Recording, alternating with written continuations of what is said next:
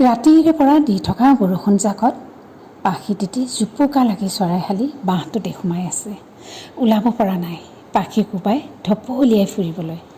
পোৱালিকেইটা বুকুত সোমোৱাই বৰষুণ এৰালৈ বাট চাই আছে। সিহঁতৰো যে ভোক লাগে।